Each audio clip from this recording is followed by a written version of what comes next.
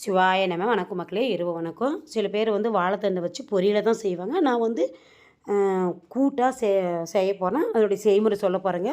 வாழைத்தண்டு மூங்தால்னா பாசிப்பருப்புங்க. அதை வச்சு கூட்டு மாதிரி செய்ய போகிறேன். மக்களே பாருங்கள், வாழைத்தண்டை க்ளீனாக அந்த மாதிரி அந்த தோலெல்லாம் உரிச்சிட்டு பொடி பொடியாக நறுக்கிக்கணும். இது எதுக்கு நல்லதுன்னு சொல்ல போகிறேன். கிட்னியில் கல் இருந்தால் சுத்தமாக கரைச்சிருங்க. ரெண்டாவது குடலை சுத்தப்படுத்தும். மூணாவது அல்சரை குணப்படுத்தும். இது எத்தனையோ வியாதிக்கு மகத்துவமான வாழைத்தண்டு அவ்வளோ நல்லதுங்க. மக்களே, மாதிரி பொடி பொடியாக நம்ம நறுக்கிக்கிட்டு அப்புறம் பாத்திரத்தில் தண்ணி ஊற்றாமல் போடக்கூடாது. அதனுடைய பொடி பொடியாக நறுக்குனதை, ஏன்னா கருப்பாயிடும். பாத்திரத்தில் போட்டு ஒரு விளக்கு மாற்று குச்சி எடுத்து பாருங்கள், இந்த மாதிரி நார் வரும். நாரை எடுத்துடணும். புது விளக்கு மாற்று குச்சியாக இருக்குனுங்க. நல்லா க்ளீனாக பாருங்கள். எடுத்தோம்னா 2-3 வாட்டி நான் எடுப்பேன். இது ஒரு 5-6 முறை எடுக்கணும். ஃபுல் வீடியோவில் தான் அந்த மாதிரி போட முடியும். ஃபுல் எடுக்கிறதும் பாருங்கள். இந்த மாதிரி எடுத்துகிட்டா நார் பூரா வந்துடும், இல்லைனா தனித்தனியாகுது. அப்புறம் பாசி பருப்பை நல்லா அப்படி பொன்னிறமாக வறுத்துக்கணும்.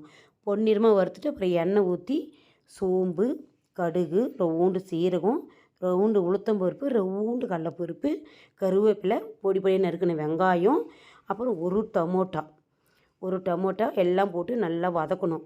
நல்லா வதக்கிட்டு அப்புறமா அந்த வாழைத்தண்டு பொடி பொடியாக நறுக்கணும் பாருங்கள், அதை எடுத்து போட்டு நல்லா வதக்கணும்.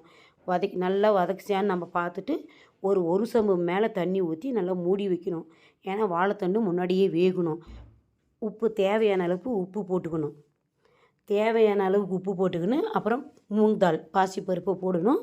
நல்லா அது வேகணும். நல்லா வெந்துட்டு வாட்டி அது பொடி பொடியாக நறுக்கி வச்ச கொத்தமல்லி தழை போடணும். அப்புறம் எலுமிச்சம்பழம் ஒரு 1/2 பழம் நல்லா புழிஞ்சு விடணும்.